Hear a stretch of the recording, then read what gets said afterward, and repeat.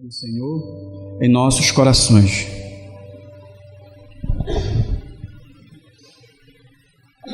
Somente crer, somente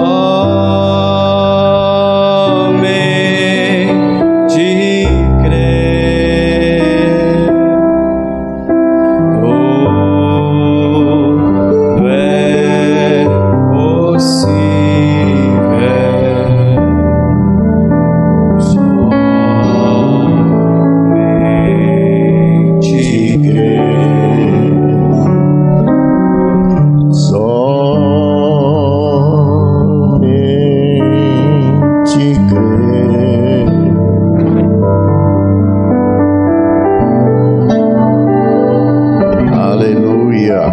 Glória a Deus. Santo é o nome do Senhor. Possível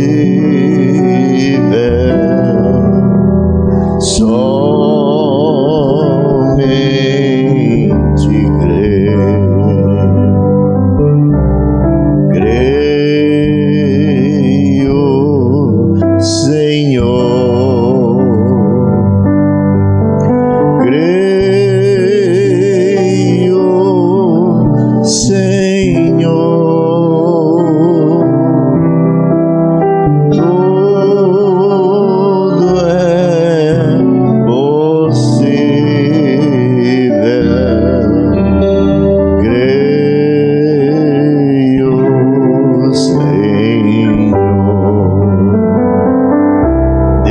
Amado, Criador do céu e da terra, nós te louvamos, Senhor, nós te adoramos, porque só tu és digno de toda honra e toda glória. Graças te damos por nos trazer até aqui, Senhor, para mais uma reunião na tua presença, aprendendo contigo as tuas maravilhas, recebendo o ensinamento que traz vida para a nossa alma, Senhor. Obrigado, Pai. Perdoa nossos pecados, nossas faltas, e venha abençoar mais uma vez esta reunião, abençoar os teus filhos que aqui estão, e aqueles que não puderam estar conosco, abençoa também cada um de teus filhos. E mais uma vez, Senhor, estamos aqui na expectativa de que o Senhor falará conosco mais uma vez, porque nós amamos ver o Senhor falar ao nosso coração de uma maneira maravilhosa, Senhor.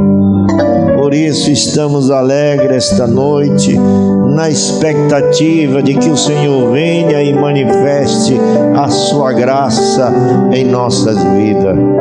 Que o Senhor cure, Senhor, toda enfermidade, toda pessoa que esteja enfermo nesta hora, por esse clima, Senhor, por essa chuva, pelo calor, Senhor, essas viroses, essas febres, esses mal-estar que tem dado, Senhor, na vida de teus filhos. Eu oro para que o Senhor repreenda em nome do Senhor Jesus Cristo, que todo mal, que todo sintoma de desânimo seja lançado fora, Senhor, e que haja saúde no teu povo, Pai.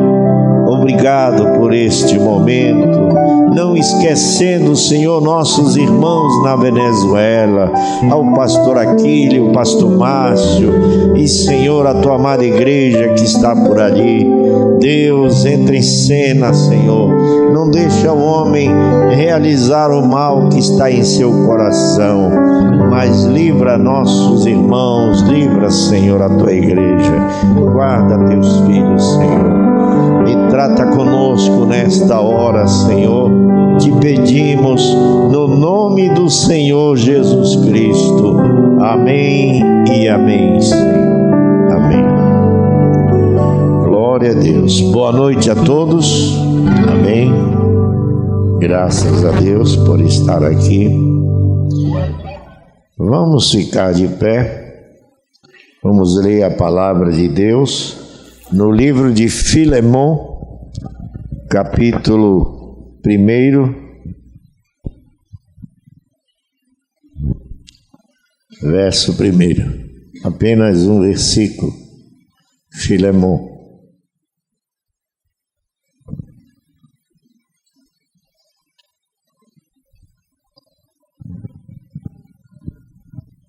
Apenas a metade do versículo, que diz assim: Paulo, prisioneiro de Jesus Cristo. Amém. Senhor, obrigado pela leitura de Tua palavra, que o Senhor fale ao nosso coração, tome o controle de tudo, tome cada vida em Tuas mãos, e fala conosco nesta hora, em nome do Senhor Jesus Cristo. Amém e amém, Senhor. Amém. Podeis sentar, irmãos.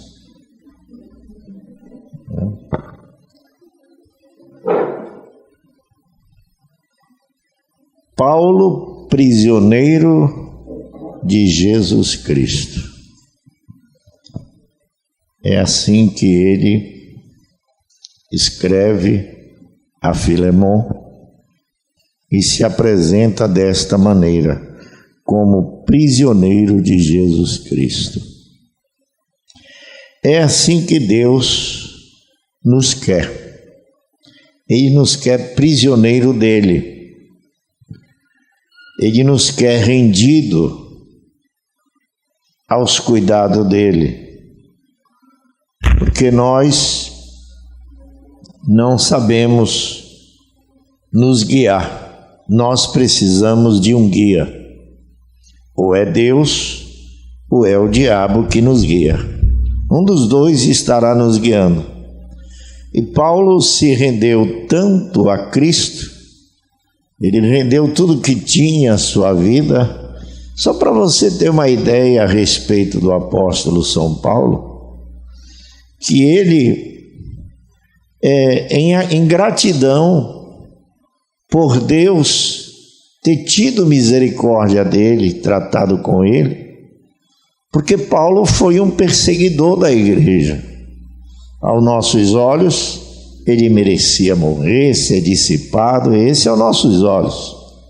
Ele perseguia, ele concordou com a morte do primeiro discípulo do Senhor, que foi Estevão, que foi apedrejado por amor à palavra, apedrejado até a morte. E quando os algozes de Estevão pegaram suas vestes e levaram aos pés de Paulo, disse: olha, Paulo, essa é a veste daquele que nos perseguia com essa seita, com essa mensagem, nos incomodava, nos perturbava, e nós matamos ele a pedrada. Veja a condição que Paulo estava. Mas um dia, ele cavalgando com seus associados, perseguindo a igreja, aquela grande luz apareceu diante de Paulo. E o cavalo se assustou e derrubou Paulo do cavalo, ele caiu por terra. E daquela luz saiu uma voz que dizia: Saulo, Saulo, por que me persegues? E aí Paulo ouviu aquela voz, viu a luz e disse: quem és tu, Senhor? Olha a encrenca que Paulo se meteu, perseguindo o povo de Deus. Perseguia quem? Jesus. Era isso que Paulo estava perseguindo, a Jesus Cristo, através dos seus discípulos que falavam dele. E de repente, daquele logos, aquela luz, sai aquela voz e disse: eu sou Jesus a quem tu persegue. Aí Paulo diz: eu estou morto, eu estou acabado, eu não sabia disso, né? E aí Deus, falando com Paulo, diz para ele: duro é para ti, Paulo, recalcitrar contra os agrilhões. Quando Paulo levantou dali, Paulo levantou cego. Levantou cego, aquela luz queimou a retina de seus olhos e aquilo perdurou por toda a vida de Paulo. Ele ficou sem enxergar direito. Tem uma carta, não sei se é aqui em Filemon, que ele diz: vede que com grandes letras vos escrever. Ele fazia letras graúdas porque não enxergava direito. E ele orava a Deus para ficar bom daquela cegueira. Mal ele enxergava. E Deus disse: não, Paulo, eu te dei isso aí como espinho na tua carne para te esbofetear, porque quando quiseres te gloriar, gloria-te na tua fraqueza. Então Paulo, ele disse: eu me sinto indigno de ser chamado até de apóstolo, porque eu persegui a igreja do Senhor. Eu me sinto indigno. Mas ele foi tão grato a Deus, Paulo, que Paulo tomou uma decisão drástica. Ele resolveu não casar. Ele resolveu pegar sua vida e disse, não que ele fosse pagar a sua salvação, que tudo que ele fizesse de bom na terra não pagaria a sua salvação, porque ela já custou um preço, e o preço foi o sangue de Jesus. Mas como gratidão, porque ele não merecia ser um apóstolo, ele não merecia ser chamado, porque ele colaborou com a morte dos discípulos, ele perseguiu o povo de Deus, mandava prender, e agora Deus vem, chama ele, vira ele de cabeça para baixo e diz: tu vai ser um dos meus, tu vai ser o meu mais excelente apóstolo. Então Paulo se sentiu tão pequeno, que ele se desfez de tudo que o mundo lhe assessorava para se tornar um prisioneiro de Cristo. Por isso ele usava esse termo, Paulo, prisioneiro de Jesus Cristo. Ele tinha prazer de dizer que ele era de Jesus, ele era todo de Jesus. Não casou, ficou solteiro, trabalhava, era um homem dedicado, se rendeu totalmente, de uma tal maneira que Deus se agradou tanto de Paulo que ele foi um dos mais excelentes apóstolos da Bíblia Sagrada. Ele foi em lugares, como disse Paulo, eu estive em lugares com Deus, onde ao homem natural não é lícito nem falar o que eu vi, o que Deus me revelou, o que Deus me mostrou. Então eu quero falar sobre isso. Paulo é um prisioneiro de Cristo. E quando o homem se rende a Deus, não importa a cultura do homem, mas ele não sabe ler, ele não sabe escrever, não importa. Se Deus o chamar, Deus o capacita. Amém? Deus colocará nele uma maneira com que possa usá-lo e trabalhar através dele. Por isso o homem não encontra Deus em um seminário teológico. O homem encontra Deus através de uma experiência pessoal com Deus. Ele tem uma segurança tão grande na vida dele que nem um vento de doutrina o move do lugar. Jesus falou isso de João Batista. Ele disse: o que vocês foram ver ali na beira do deserto, ali pregando o meu evangelho? Uma cana movida pelo vento? O que era que Jesus estava dizendo? Ele estava elogiando a postura de João Batista. Ele estava dando testemunho por João Batista, por um servo dele. Vocês foram ver uma cana movida pelo vento? O que isso quer dizer? Que qualquer vento de doutrina leva ele para cá? Não é aqui não, então vamos embora para ali. Desse João não, João era sólido, João era seguro, João sabia em quem cria e quem devia confiar. A prova diz que quando ele se encontrou com Jesus, ele disse assim: como tu queres que eu te batize? Ele diz: faz para que se cumpra a escritura. E mais tarde João disse: é necessário que eu diminua e ele cresça. Amém? Louvado seja o nome do Senhor. Então ele diz: qualquer homem que é fisicamente Escutem isso. Apto pode passar as páginas desta Bíblia, mas somente o Espírito Santo pode interpretá-la à luz de seu significado. Por isso nós te pedimos para vir agora e nos ajudar a entender para que foi isso endereçado. Este grande e poderoso profeta Paulo, e ainda chamou a si mesmo de prisioneiro. Que o Espírito Santo possa revelar isto para nós. Agora eu posso imaginar Paulo, quando ele escreveu sua carta para Filemon, como ele estava na cadeia lá embaixo, no calabouço daquela cidade, um prisioneiro. E ele bem podia saber, pela sua posição, o que a palavra significava. Ele estava rodeado de barras. Ele poderia somente ficar livre se alguém o soltasse. E ele sabia o que era ser um prisioneiro. Então, outra vez, eu creio que o apóstolo dispunha não somente apontando a sua presente condição, como sendo um prisioneiro de seu ser físico assentado naquela cela. Mas eu creio que ele estava referindo-se ao seu ser espírito, sua vontade, sendo um prisioneiro de Jesus Cristo. Como acabei de falar, sua vida provará exatamente em que lado você está. Não me importa de que lado você diga que está. O que você faz todos os dias prova o que você é. Você já ouviu o velho ditado que diz: sua vida é tão alta que eu não posso ouvir seu testemunho, vê? Seus atos são simplesmente muito altos. Eu sempre crio em gritar, em pular, mas eu sempre digo: não pule mais alto do que aquilo que você vive, porque o mundo observará aquilo. Você deve pular somente da altura que você vive, então, porque alguém está te observando. E agora, quando as pessoas não vêm à igreja, muitas delas simplesmente não querem fazer isso. E algumas das pessoas que não vêm são pessoas sinceras.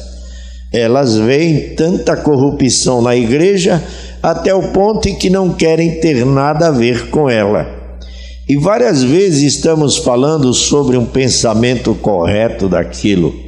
Você não pode simplesmente culpá-los por causa da maneira que as pessoas agem, as que chamam a si mesmo de cristã. Elas são o maior obstáculo que o mundo possui. Um crente manufaturado, um crente que na igreja é um crente, lá fora ele é do mundo, ele é o maior obstáculo para a fé das pessoas lá fora. As pessoas olham você vir para a igreja de uma maneira e a semana te encontra na rua de outra maneira. As pessoas olham e dizem: eu não entendo. Para onde essas pessoas estão indo? Onde elas se congregam? Que igreja é essa? Quer dizer, você se torna um fariseu. Isso é uma vergonha para o nome de Jesus, porque as pessoas estão olhando a tua vida e não adianta você achar, não adianta você dizer, vai cuidar da sua vida, não adianta, é você que tem que cuidar da sua. Se você diz que é um cristão, então é melhor você ir pular carnaval, porque lá ninguém vai te cobrar nada, não é verdade? Lá você é um pecador. Lá você é um pecador, quem vai te cobrar alguma coisa lá? Mas quando você diz, eu sou um cristão, o ímpio, as pessoas têm direito de cobrar isso de você, ou então você é um mentiroso, porque a Bíblia diz que aquele que diz que crê e não pratica, se faz mentiroso. Então veja, cristianismo não é uma brincadeira.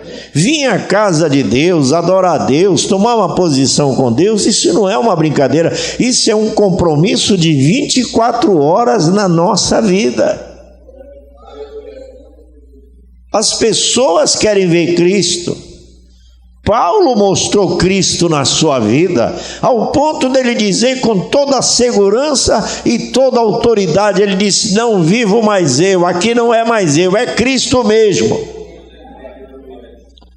Não vivo mais eu, mas Cristo vive em mim.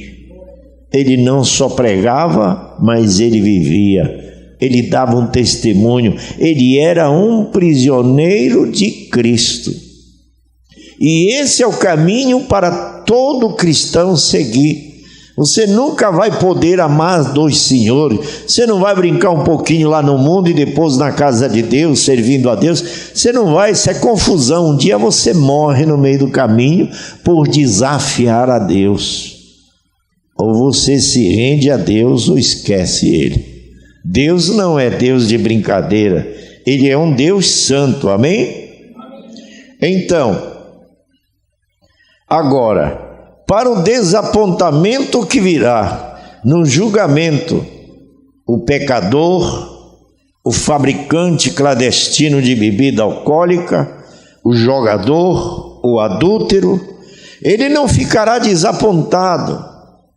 Mas aquele companheiro que está tentando esconder-se a si mesmo, atrás de algum tipo de profissão de igreja, esse é o sujeito que ficará desapontado no dia do julgamento, vê?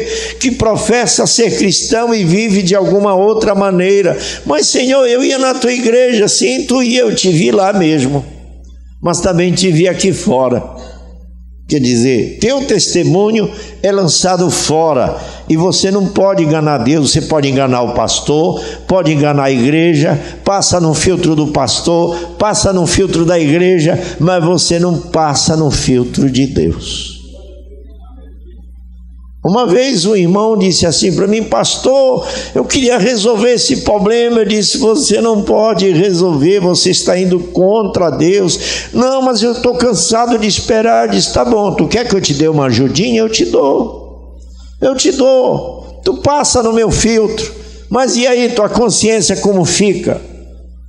Ele baixou a cabeça e disse: o senhor tem razão, é melhor esperar mais um pouco. Sabe o que é isso? É ser sincero consigo mesmo, sabe?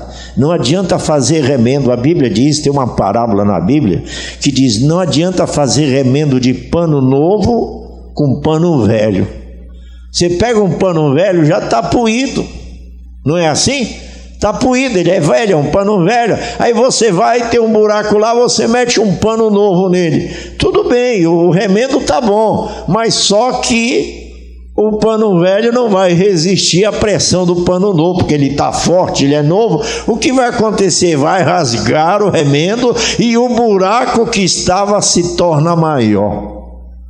É assim quando tentamos enganar a Deus, quando tentamos burlar a Deus, quando achamos que somos sabidos, que Deus não viu aquilo. Pode passar 20 anos, aquilo está lá te esperando para ser consertado. 20 anos, pastor esqueceu, a igreja esqueceu, eu nem me lembro do teu problema que tu me contou naquele dia que eu disse para esperar, eu nem me lembro do teu problema. Mas escute uma coisa, Deus não esqueceu, aquilo está lá.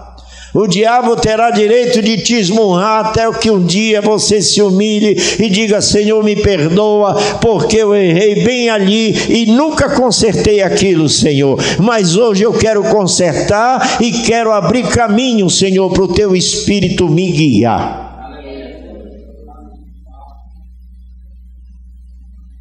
Aleluia. Então ele diz: este é o sujeito que ficará desapontado no dia do julgamento, que professa ser cristão e vive de alguma outra maneira. Seria melhor para ele se nunca houvesse feito nenhum tipo de profissão, ficar fora do que começar e viver algo diferente, porque ele é o maior obstáculo que temos. É para aquele que professou e diz que ele é um cristão e vive algo diferente.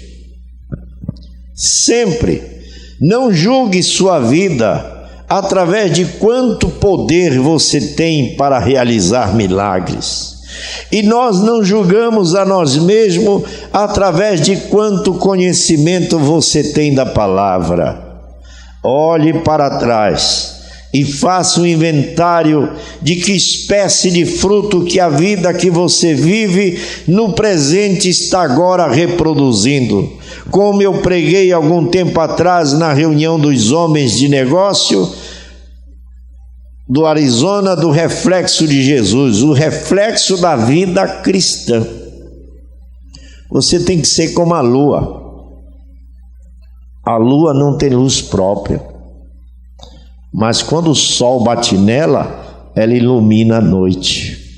Você sabe que isso é uma pregação? Isto é uma mensagem de Deus para a nossa vida? Nós não temos luz própria. A luz que irradiamos vem de Deus. A luz que a lua irradia durante a noite vem do sol. O sol está lá diante da terra, mas ele está enxergando a luz e está focando nela. E ela pega o brilho do sol e reflete na terra. Você é essa lua que reflete a luz de Deus para o mundo que está em trevas, para as pessoas que estão te olhando, para as pessoas que estão te observando. Tem pessoas que vai passar o carnaval, aí quando acabar o carnaval entra aqui com cara de Amélia. Não posso fazer nada. É como eu disse, você passa no filtro de Deus, no filtro do homem, passa no filtro da igreja, ninguém sabe da tua vida, mas Deus te conhece. Se tem alguém que você deve temer mais do que o pastor desta igreja, é o próprio Deus, que conhece todas as coisas e conhece a tua vida. Se você faz as coisas achando que está se escondendo do pastor da igreja, então sua fé é em vão, você é um incrédulo. Porque quando você teme a Deus, quando você crê em Deus, você teme a Deus em qualquer lugar, em qualquer situação. Você não espera para saber, o pastor está por aí? Tem algum irmão por aí me olhando? Não, pode não ter o pastor, não ter o irmão, mas Deus está te olhando.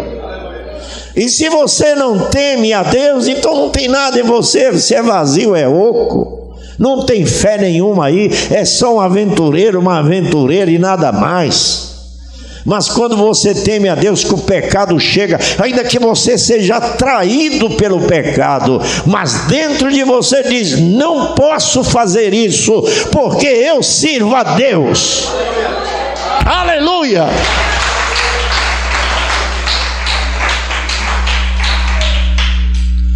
Você está numa constante luta, irmão Brana diz assim: a mente de um cristão é uma mente diferente de qualquer ser humano na face da terra.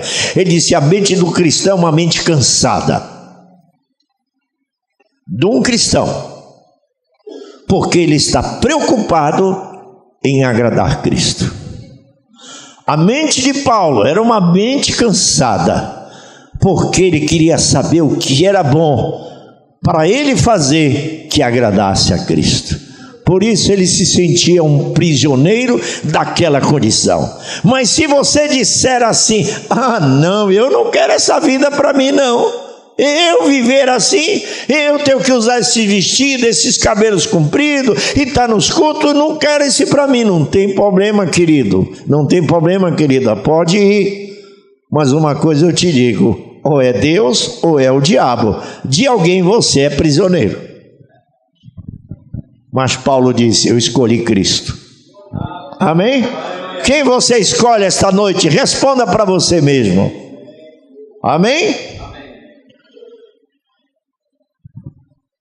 Então eu disse que nós estamos também refletindo algo. Nossa vida é refletida. E agora, se nós vivêssemos nos dias de Noé, de que lado tomaríamos? Você talvez diz, se eu estivesse naqueles dias de Noé, eu sei o que eu faria.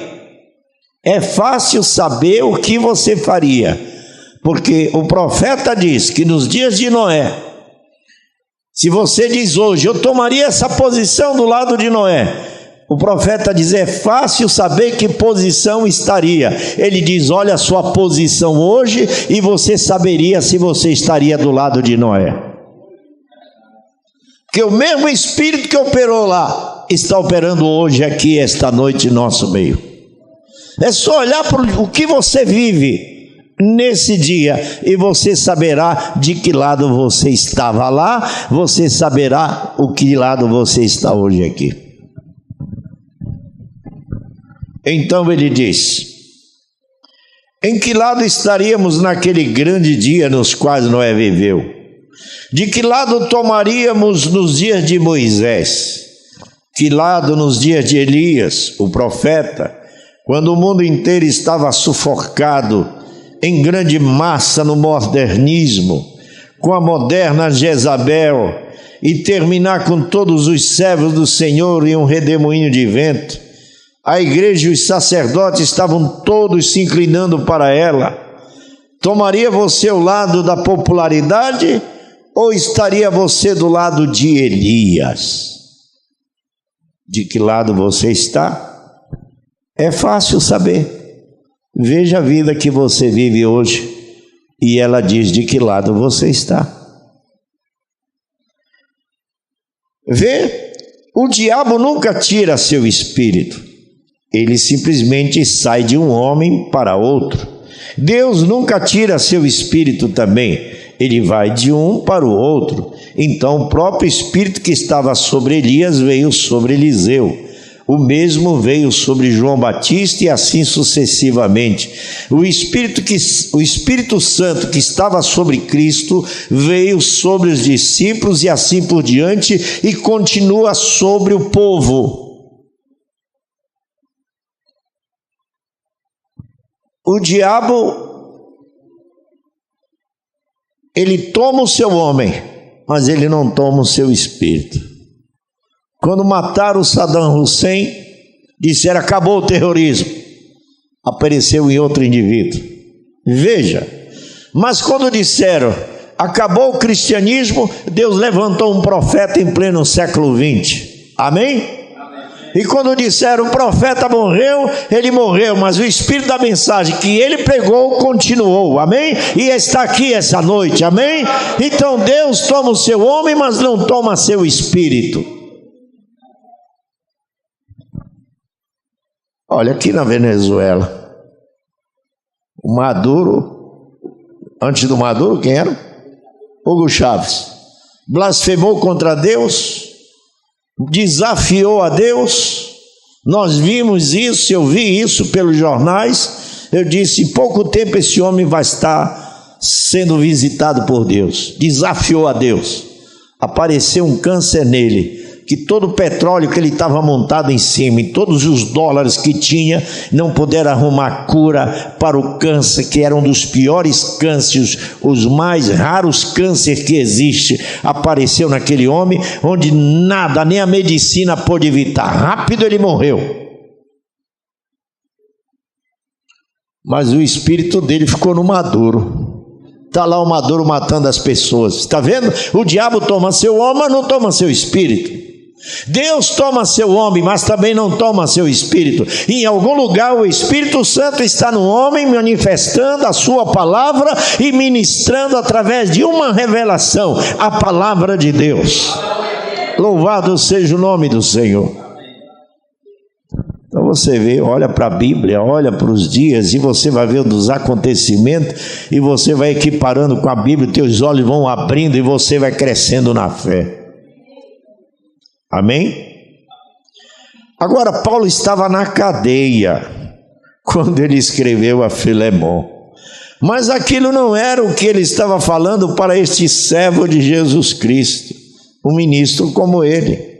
Ele estava falando que ele era um prisioneiro da palavra de Jesus Cristo, porque Cristo é a palavra.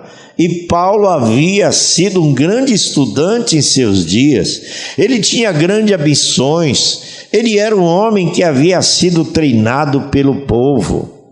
Um companheiro com o nome de Gamaliel, que era o mestre naqueles dias, um grande mestre eu diria, ele havia ido em uma das maiores escolas que podia ter. Olha, Gamaliel era um mestre tão bem aplicado, que foi Gamaliel que disse para o povo, quando o povo chegou com Gamaliel, e disse assim: Gamaliel, tem um povo pregando aí um tal de Jesus, tu não quer que a gente vá perseguir eles? Gamaliel era tão sábio que ele disse: escute aqui uma coisa, não façam isso, porque se isso for de Deus, vocês vão ser encontrados lutando contra Deus. Porém, se isso não for de Deus, isso acaba, isso se desfaz. Esse era Gamaliel, era um mestre. Olha o conselho que ele deu, né? Um mestre é um mestre, ele sabe o que ele fala, ele tem habilidade com a palavra. Então ele disse: não mexam com isso, porque se for Deus, vocês vão estar lutando contra Deus. Mas se não for Deus, isso se acaba. Esse era Gamaliel, um dos grandes mestres. Veja. E Paulo aprendeu com ele havia ido em uma das maiores escolas que podia ter. Veja, então ele havia sido ensinado como ministro da palavra, ele foi bem educado, um rapaz esperto e inteligente, com uma grande ambição para talvez algum dia se tornar um sacerdote ou um sumo sacerdote para seu povo. Mas veja, Paulo descendo por volta das 11 horas, talvez do dia, ele foi lançado ao solo e ouviu uma voz dizendo: Saulo, por que tu me persegues? Ele olhou para cima e, olhando para cima, sendo um judeu, sabia que a coluna de fogo era o Senhor que dirigia os filhos de Israel, porque ele sabia o que era aquilo. Ele não sabia quem era Deus, mas ele sabia que aquilo era de Deus. Recorde, este hebreu nunca chamaria nada de Senhor, Eloí, a não ser que ele tivesse esclarecimento do que era aquilo, porque ele era um estudante treinado. E quando ele olhou para cima, ele viu essa luz, uma coluna de fogo, a qual havia guiado o seu povo através do deserto. Ele disse: Senhor, que quer dizer Elohim, Senhor, quem és tu? E que surpresa deve ter sido para esse teólogo. Aquela voz saiu e disse: eu sou Jesus, o próprio que ele estava tão contra. Que conversão! Agora um segredinho para vocês. Naqueles dias Deus estava se escondendo dos judeus. Um detalhe, Paulo era um judeu, mas aqueles judeus Deus se revelou. E os apóstolos que ele chamou eram judeus, e ele se revelou para aqueles judeus, para um propósito, para uma finalidade. Mas toda a nação não pôde saber quem era Jesus, porque Deus se escondeu deles para que a graça chegasse até nós. Amém? Porque ele veio para os seus, ele veio para os judeus. Ele não veio para nós. Nós éramos um povo pagão, adoradores de ídolos, que botavam uma imagem na cabeça e saía pela rua fazendo procissão. Era isso que nós éramos. Não críamos em Deus, não cria no único Deus, não líamos a Bíblia. Mas ele olhou lá de Israel, ele olhou para os confins da terra e viu uma noiva eleita, remida pelo seu sangue. Então ele parou com os judeus: meus filhinhos, espera aí um instantinho aqui, que eu vi uma noiva muito bonita ali e eu vou casar com ela. Vocês fiquem aqui, que depois que eu casar eu volto aqui com você. Olha, Jesus vem atrás de nós.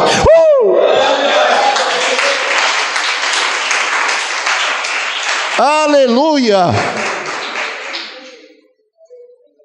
Ele veio buscar e salvar o que havia perdido. Ele parou com os judeus e veio até os gentios. E agora ele está terminando com os gentios e está voltando para os judeus. Que graça maravilhosa! Ah, quando eu penso nisso, dá vontade de pular, porque eu não merecia nada disso. O que sou eu, o que é você? Nossa mente é uma metralhadora de pecado que você tem que rebater todo dia a sua mente. Não tem nada de bom em nós, não tem nada que agrade, não tem nada de especial. Foi apenas o amor de Deus que nos alcançou e nos comprou. Ele foi lá com o diabo e disse: ei, tira a mão daí, porque eu paguei o preço, foi o sangue, tu não tens direito a mais nada, tudo é meu e eu faço o que eu quero. Eu faço o que eu quero. Aleluia. E hoje o diabo tem que ficar só olhando, querendo fazer alguma coisa. Não, fica aí, eu já paguei, eu comprei, tudo é meu. Todo o poder me foi dado no céu e na terra, não sobrou nada para o diabo. O diabo tem mais é que obedecer ele. Então ele veio e nos resgatou, nos comprou para a sua maravilhosa luz. E Paulo, quando percebeu o que ele era, o que ele tinha feito, ele disse: não, eu não posso deixar isso por menos, Senhor. Não vou comprar minha salvação, porque tu já compraste, mas eu quero demonstrar o meu amor por ti. Eu não vou casar e vou gastar o meu tempo todo a teu serviço, Senhor. E que grande apóstolo foi o apóstolo São Paulo. Olha as cartas que ele escreveu. Um judeu nariz de aquilino, brabo, temperamental. O diabo se viu em apuros com ele. Foi arrastado, foi preso, foi chicoteado. E até na hora da sua morte, quando botaram ele com o seu pescoço na guilhotina para cortar o seu pescoço, ele olhou na cara da morte e disse: ô morte, onde está o teu agrilhão? Sepultura, onde está a tua força? Porque naquele dia o justo juiz me chamará e me ressuscitará, e eu estarei com ele. Oh Paulo, oh, o Espírito de Paulo está aqui essa noite. Ele te faz valente, ele te faz audacioso. Você enfrenta o inferno, porque o inferno não tem poder sobre você quando você é um prisioneiro de Cristo.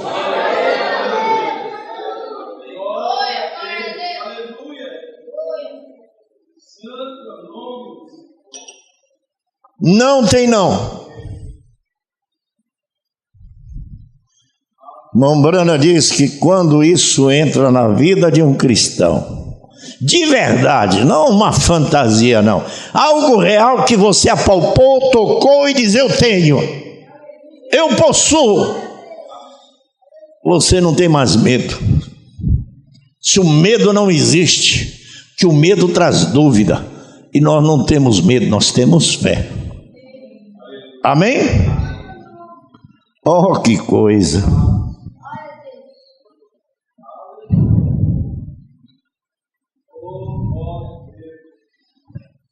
Então, uma vez vendo isto, e sabendo que isto foi uma grande coisa que alguém havia recebido perante ele, ele gastou 3 anos e 6 meses lá no deserto da Arábia, tomando a Bíblia como era então, porque depois daquele encontro, porque você observa que quando a luz apareceu para Paulo, Paulo era um estudante do Velho Testamento. Paulo conhecia tudo sobre o Velho Testamento. Ele sabia a respeito daquela coluna de fogo que guiava o povo de Israel até a terra prometida.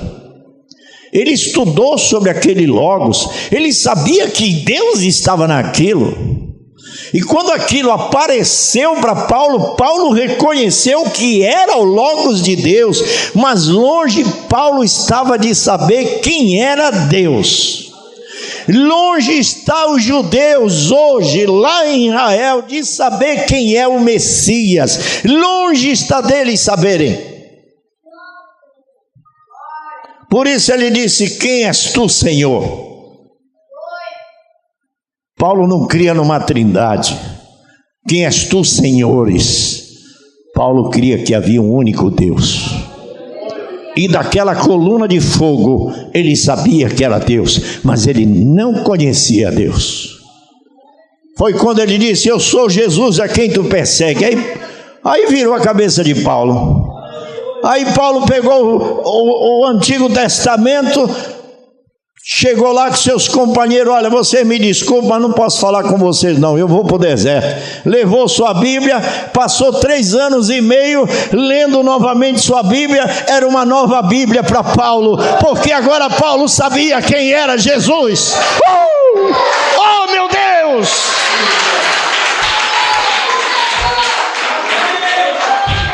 O grande intérprete da Bíblia estava com Paulo agora. Ele não foi agora para um seminário teológico, ele não voltou com Gamaliel. Gamaliel não entendia, ele foi ao Espírito de Deus. E quando ele veio do deserto, 3 anos e meio, ele disse: eu não aprendi de homem algum, mas me foi dado por revelação divina. Oh meu Deus, esse é o mesmo Deus que está aqui essa noite, falando ao nosso coração, se revelando e descendo a cada medida.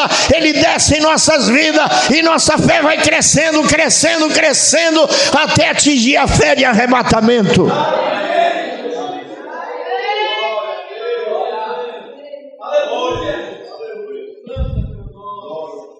E quando Paulo voltou do deserto, 3 anos e meio dizendo: o que eu aprendi, não aprendi de homem algum. Ele não chegou lá com Pedro, ele não chegou com João, ele não chegou com Marcos, ele não chegou com Lucas. Olha, tem uma novidade para você. Deus me deu uma grande revelação e vocês agora vão ter que me seguir. Não, Senhor. Paulo simplesmente sentou com Pedro, com Marcos e Lucas, e foi baita surpresa de Paulo. É que ele pregava a mesma coisa que Pedro pregava. Era o mesmo batismo, a mesma fé, a mesma ceia. Oh, meu Deus!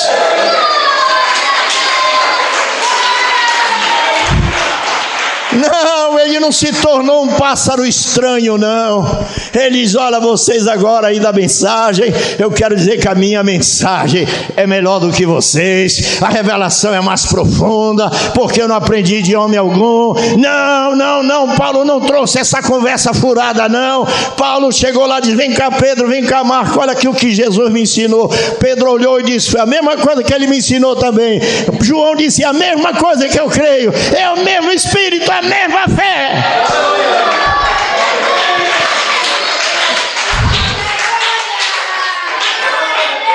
Você está vendo? Ele não se fez um pássaro estranho.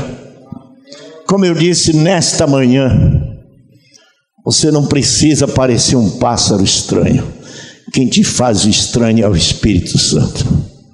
Você não tem que fabricar nada, criar nada, inventar nada. Você tem que permanecer na simplicidade do Espírito de Deus, e na medida que você crê e se rende a Cristo e se torna um prisioneiro dele, ele cuidará da tua vida. Ele te fará uma pessoa diferente. Você não é melhor, você é diferente.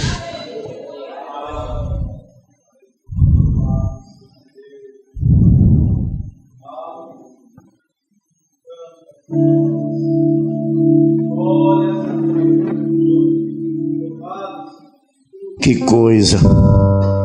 Tudo aquilo que ele havia treinado estava ao inverso. Agora, com toda a educação que ele tinha, havia simplesmente se tornado em nada para ele. Ele sabia que tinha uma experiência. Então aqui está outra boa lição para nós, que somente experiência não é o suficiente. Tem que haver uma experiência de acordo com a palavra do Senhor. Aleluia. Louvado seja o nome do Senhor. Então, uma vez vendo isto, e sabendo que isto foi uma grande coisa, que alguém havia recebido perante ele, ele gastou 3 anos e 6 meses lá no deserto da Arábia, tomando a Bíblia como ela era então. Não tinha mais o dedo do homem.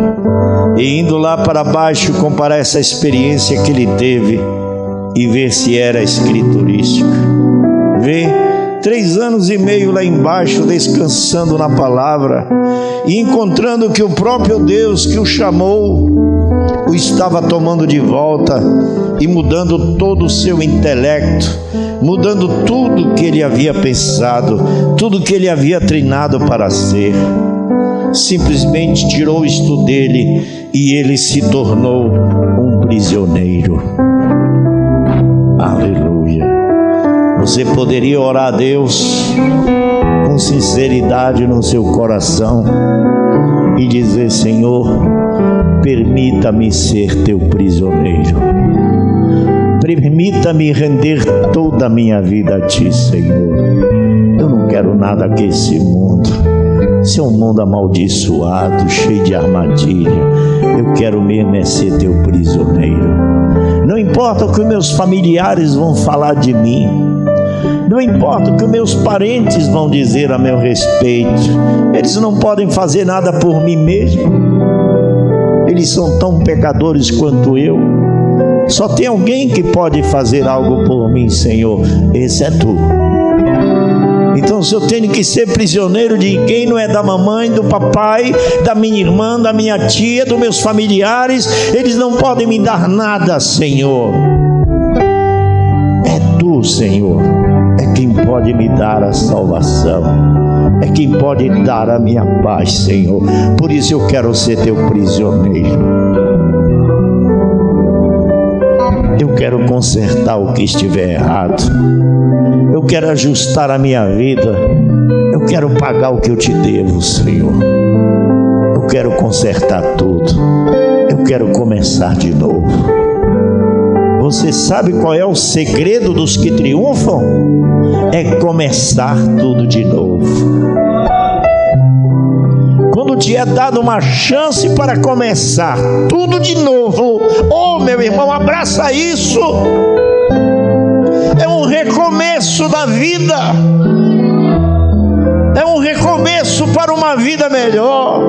É uma oportunidade de matar aquele passado velho, aquela vida velha, se despedir dela e dizer: não, vida velha, eu não quero mais esse caminho. Deus colocou um caminho novo na minha frente.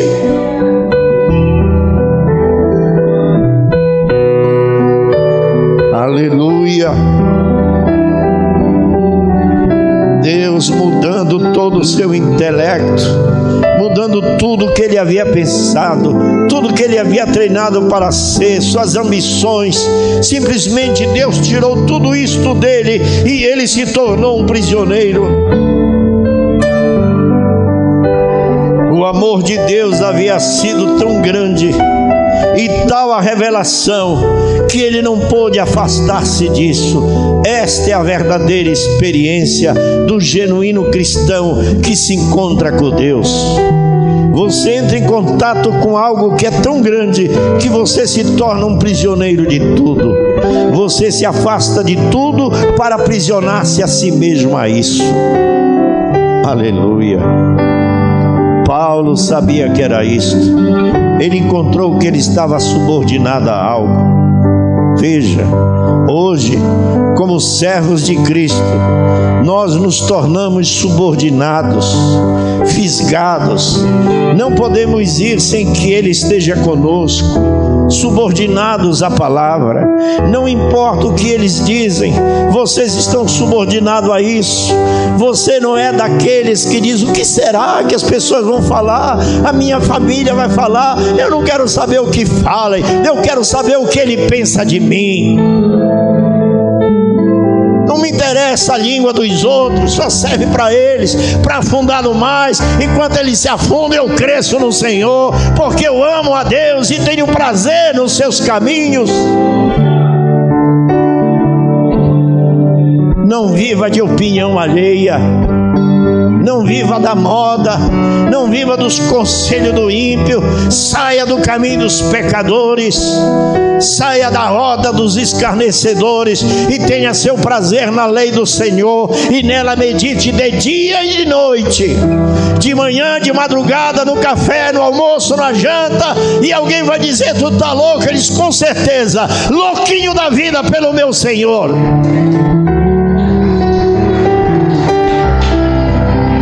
De dia e de noite, de dia e de noite. Tu não sai da igreja, tu só vive na igreja. Você diz, você percebeu que essa minha ida para a igreja e para casa, da igreja para casa, o tempo está passando, eu não vejo a cocaína, eu não vejo a prostituição, eu não vejo os vícios, eu não vejo o mundo, nem sei o que está acontecendo no mundo, eu só sei o que Jesus está preparando para mim. Oh Deus!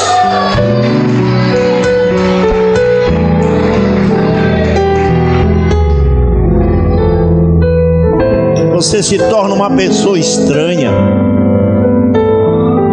As pessoas vão te criticar, porque a Bíblia diz: por amor de mim sereis odiado, por amor de mim sereis desprezado. Não importa se o mundo te despreza, o importante é que Ele me recebeu nos seus braços. Não fique preso à opinião alheia. Você é um prisioneiro de Cristo. Você já é um prisioneiro. Aleluia. Ame essas pessoas, não despreze ela, mas deixe ela saber que você tem uma posição perante Deus. Aleluia. Oh Deus, faça-nos prisioneiros desta maneira, de nossas próprias ambições orgulhosas, de nosso próprio julgamento e de nossa melhor maneira de pensar. Para sermos um prisioneiro de Cristo, eu penso que esta foi uma grande declaração: eu sou um prisioneiro de Jesus Cristo. Aleluia, glória a Deus. Recorde, Ele é a palavra. Não importa o que qualquer outro pensa, é a palavra. Vê, se você é um prisioneiro da palavra, nenhuma denominação pode te tirar disto. É a palavra. Você é simplesmente um prisioneiro dela. Isto é tudo. Você deve agir da maneira que ela age. Amém? Quem? A palavra.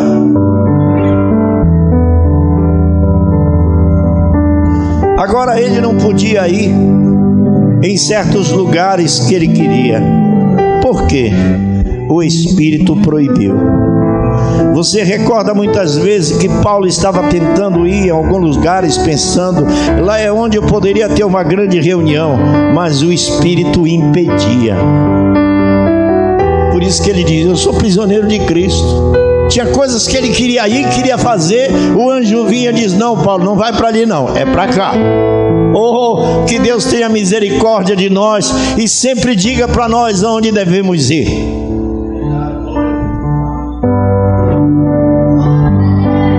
Aleluia.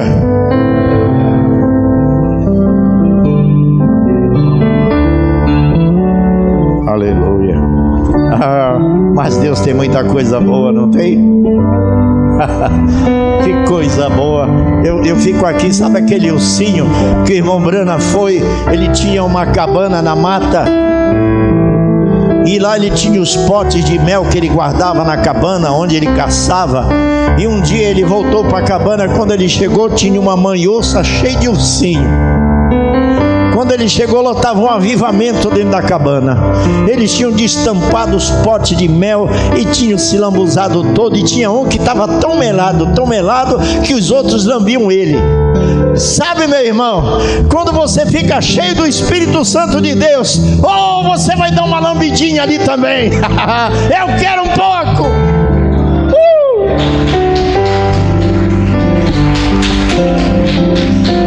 Aleluia. Mombrana disse: era um verdadeiro Pentecoste. Ele escondido no mato olhando, e os irmãozinhos lambendo. Ele se melou todo de mel, e um lambia para cá, lambia para ali. Ele disse: meu Deus. Encoste perto de uma pessoa que tem uma atmosfera de Deus na vida dele, e você quer estar perto dele. O que é isso? Um prisioneiro de Cristo. Alguém quer vir à frente para uma oração? Antes que eu cante? Antes que nós cantemos? Aleluia, Senhor. Se alguém deseja dizer: Senhor, eu quero consertar aquilo, Senhor, me ajuda a começar tudo de novo.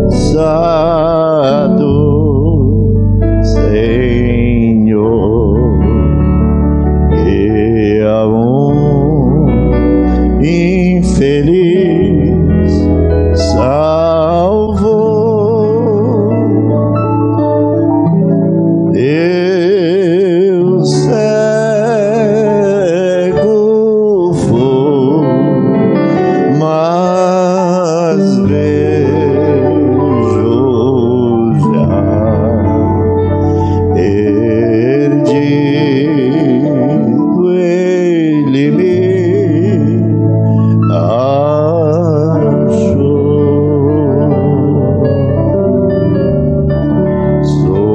Sublime graçado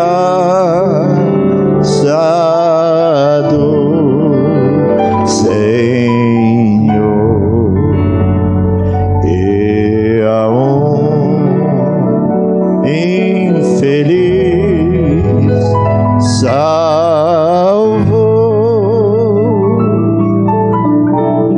Eu cego fui, mas vejo já, perdido ele me achou. Se você sentiu uma vontade de vir aqui à frente orar, só se você sentiu. Se você está bem aí, fica onde está. Mas se teu coração apertou e você está lutando contra isso, deixa eu dizer para você, não lute contra isso não. Se quebre, se renda a Ele. É assim que a gente faz. A gente se rende, quebra aquela barreira, aquele orgulho. Vamos orar. Senhor, te damos graça por tudo que nos deste aqui nesta hora, pois tu tens falado conosco de uma maneira maravilhosa.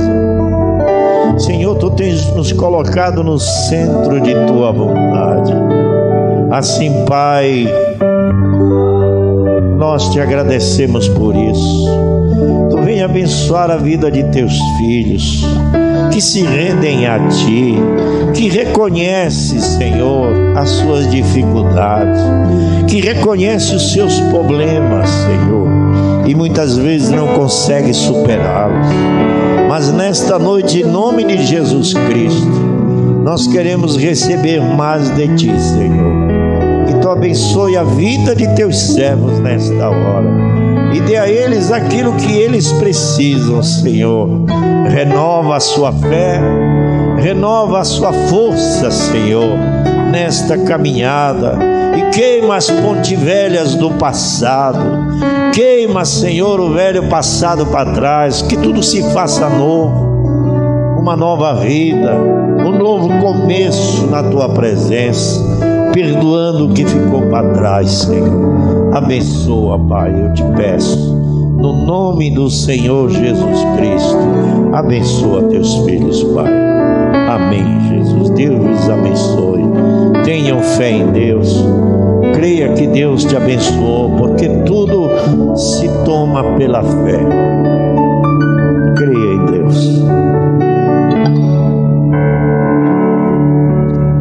Aleluia. Que coisa maravilhosa, né? Eu fico pensando nessas inspirações que Deus nos dá. E é verdade. Eu fiquei pensando agora, Paulo foi levado para o deserto, passou 3 anos e meio sem contato com homem nenhum, sem nenhuma escola teológica, aprendendo de Deus. E quando ele veio de lá, ele não veio criando uma fantasia, ele não veio criando uma nova doutrina, trazendo uma outra mensagem, não. Quando ele chegou com Pedro, com João,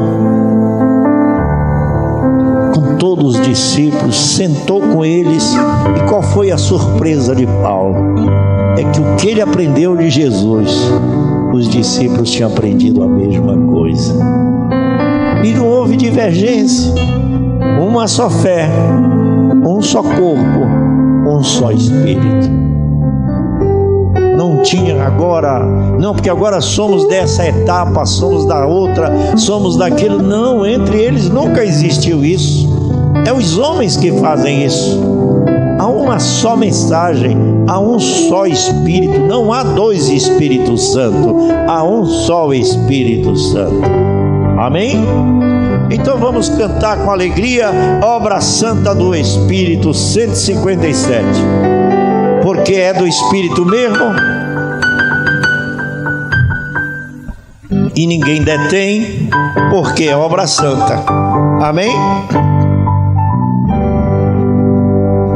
Obra santa do Espírito, esta causa é do Senhor, como vento impetuoso, como fogo abrasador.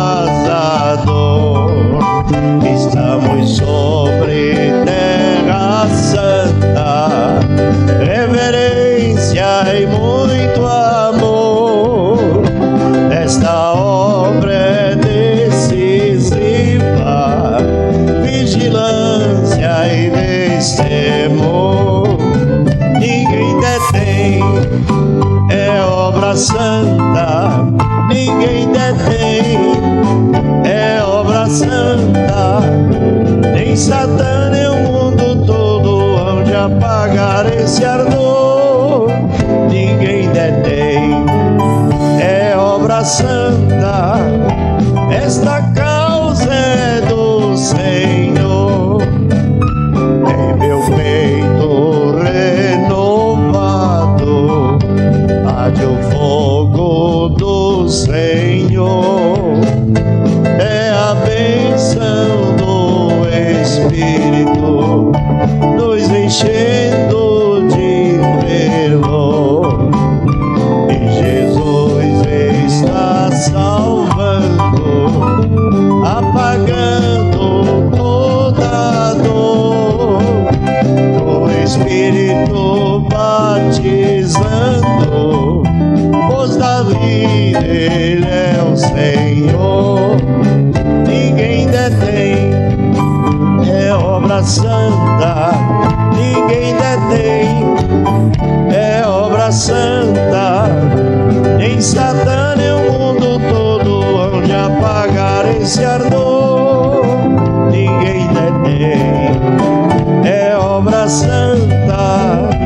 Esta causa é do Senhor. De pé agora.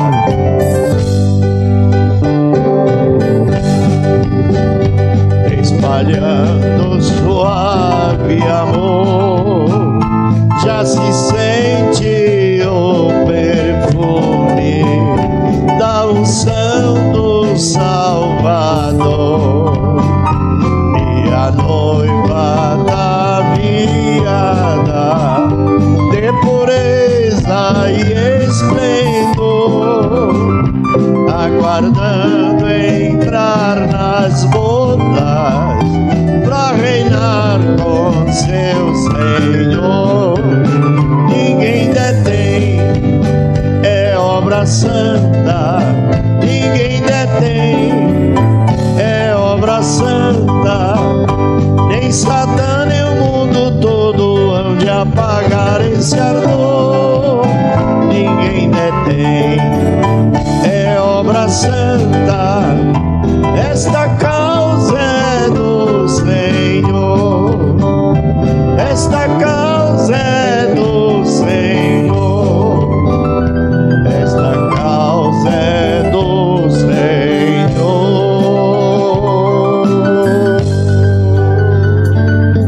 Aleluia! Bem bonito para Jesus. Amém? Graças a Deus. Pastor Francisquinho, vim aqui agradecer a Deus com a gente. É bom, é maravilhoso o que Jesus está fazendo nesta casa. Amém? Que bom. Orem, orem para Deus manter isso nesse ritmo de fé. Ore mesmo.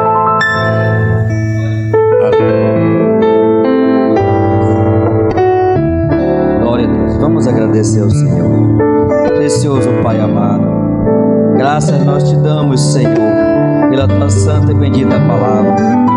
Obrigado, Senhor Deus, por mais este reavivamento que o Senhor tem feito em nossos corações, Pai. Pois o Senhor tem nos chamado para isso, Senhor. para sermos teus prisioneiros, Pai.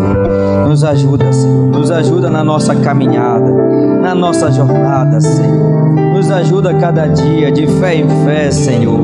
De força em força, Senhor. Nos ajuda, Senhor Deus, a sempre estar na Tua casa, nos Teus atos, contemplando a beleza da Tua santidade, Pai.